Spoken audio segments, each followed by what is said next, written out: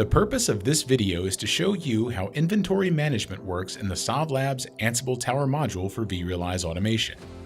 Ansible Tower is a team-based expansion for the popular open-source Ansible configuration management platform.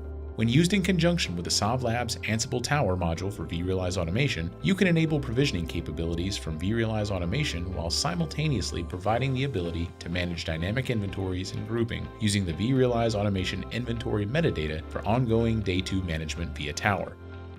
Let's take a look at how the module works. You must first start by specifying a Tower endpoint in vRealize automation. We begin by naming our endpoint in vRealize automation with a configuration label. We've chosen the identifier of My New Ansible Tower Endpoint. Next, we specify the Ansible Tower hostname. We'll be using our Ansible Tower 3.1 server. Next, we will define a credential. We can either use a stored credential or define a new one. We'll create a new one and call it Demo Credential. Finally, we'll pick an Ansible Tower organization. We'll choose the default one. We'll define a Tower inventory profile. We'll start by configuring its name and configuration label. Next, we'll pick our endpoint. For this demo, we'll be using Ansible Tower 3.1. The vRealize Automation Infrastructure as a Service server also needs to be specified, but our module will determine the appropriate one for your installation automatically. We can also filter based on vRealize automation business groups or properties. For this demo, we'll leave these blank. Next, we'll create some dynamic groups. Because the text can be hard to read in the dialog box, I'm showing you the actual text in the groups list to the right of the dialog box. We're creating groups within the dynamic inventory that's based on vRealize automation tenants, business groups, machine owners, blueprints, virtual machine operating systems, and deployments. We'll add others later, but this is our default. Caching can decrease the time spent querying VRA inventory via Tower by only retrieving what's changed since the last inventory. Caching is enabled by default, and 1,000 entries per page is our default size. Next, we have 2 text files that we have to interact with. This is a text file that resides on the Ansible Tower server itself. We'll SSH to our Ansible Tower server and perform this one-time step. All subsequent management will still be performed in vRealize automation. The first I've named vra.yaml, which is the YAML file corresponding to the dynamic inventory we're creating, though you can have more than one. This file contains our vRealize Orchestrator host, port, and credentials.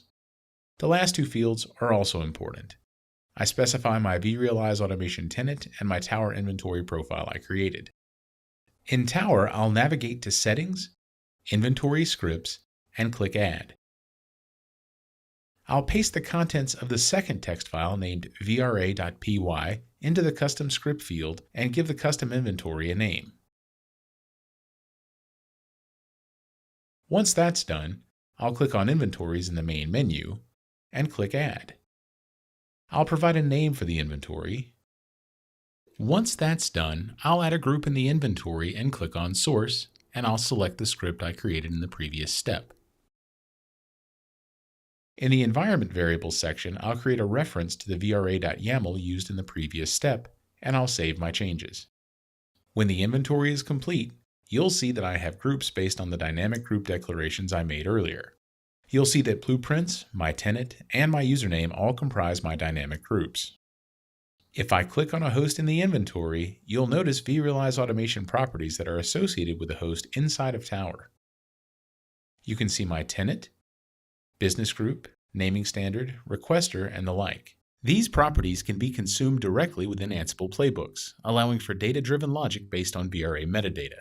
In our next video, focusing on the SovLabs module for Ansible Tower for vRealize automation, we'll discuss provisioning from within vRealize automation using Ansible Tower.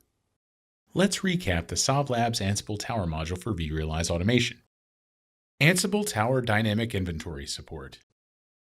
You have the ability to define and filter inventories and groups based on VRA constructs, such as tenant, business group, network, deployment name, component name, or any VM property. You have the ability to include metadata, such as VRA properties, deployment and request data, VRA constructs, etc. for each host. You have the ability to include existing or previously deployed VRA inventory into Ansible Tower to enable management of VRA deployed inventory via Tower Configurable caching for dynamic inventory, additive caching, cache expiration, page size, etc.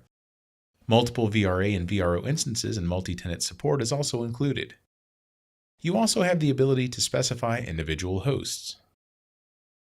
Inventoried VMs have a complete list of VRA properties, deployment and request data, VRA constructs, etc., which can be used to dynamically determine which playbooks to run, values to be written into files, and the like. For more information on these and our other modules, please visit SovLabs.com.